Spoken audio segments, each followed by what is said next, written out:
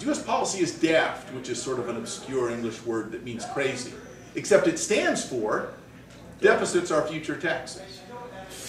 Deficits are future taxes. So did the Republicans cut our taxes? No.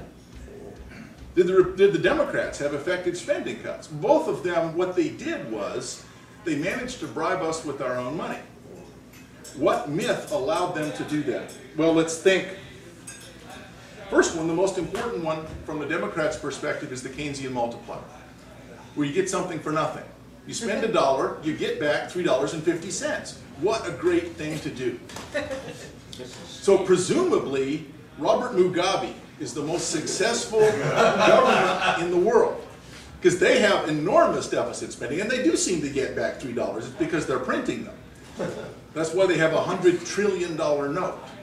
So that might be what lies in our future if we continue to pursue that path. But what is it? What really can we say about the multiplier? Well, empirically, real estimates of the multiplier are all that they're less than 1, and maybe that they're as small as 0.4. That is, for each dollar that the government spends, we get 40 cents in growth.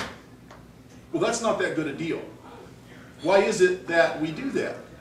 The Democrats have somehow managed to separate in our minds what it is that government is supposed to do, which is provide sufficient services to secure our liberties and our rights, and allow us within that framework to prosper, to make our own choices. Until what we expect government, and I blame voters for this, what voters want is for the government to produce jobs, as if it were a job-producing factory. And in fact, when politicians say idiotic things like, we're not producing enough jobs, well, we need to produce more. It's actually, the panic that has been created by the government is like a fireman lighting a fire and then claiming credit for putting it out. Now, in some sense, yes, the fireman did put it out. But since it was lit by him in the first place, that seems like a mistake. I'd like to try to popularize a new saying. You may know the saying, jumping the shark, when Fonzie jumped over the shark, and that means the television show has outlived its usefulness. I'd like to propose a new saying for a pundit who has outlived his usefulness, and I'm going to call it jumping the Krugman. So when a smart person starts writing things that he actually knows objectively to be false in service of an ideological agenda, we can say that it's jumping the Krugman. Well, this is jumping the Krugman. Essentially, the Democrats would like to convince us that our dog owns our house, because the government provides security, which means that all the profits and property that you have are actually contingent on the government being there. And so any tax that they levy against that is justified. Well, if I want security for my house, I go out and buy a dog. It doesn't occur to me, though, that my dog owns my house. In fact, he usually has to stay outside. He certainly doesn't get to use the bathroom. He's got to poop outside. Why in the world would you think that your dog owns your house? Well, the answer is the multiplier.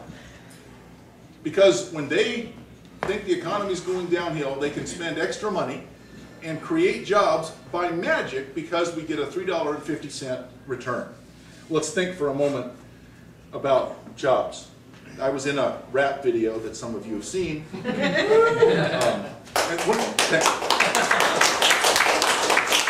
One of the lines in it was, if all would enlist in the Army and Fleet, we'd have full employment and nothing to eat. So the point is that jobs are not something government creates. The Army and Fleet are something that allows the rest of us to have jobs that actually do produce something. The point of an economy and a government, therefore, is not to create jobs. They're a means to an end, not an end in itself. So an economy that produces jobs is really just a politically convenient fiction. If you take money away from the people who've earned it and create new government jobs, you've done two things. You've reduced the incentives to make the products and services that families need, and you've seduced an actual job seeker away from productive employment. Now, a lot of our government employees, our police, our military, firefighters, ambulance drivers, are crucial for the system to work. I want to honor the people who run towards the sound of the gunfire or towards the house fire. I don't want to discredit their service. I am worried that we think that the government is supposed to create jobs separate from the services that it provides. John Maynard Keynes actually said, what you should do is get jars full of money and bury them and let other people dig them up. That would in effect create jobs. He called it mining. Well, it's not mining if you bury the damn money in the first place. But he actually had the idea that it was a way of putting money in people's hands, and it would look like they were doing something because they had to dig a hole.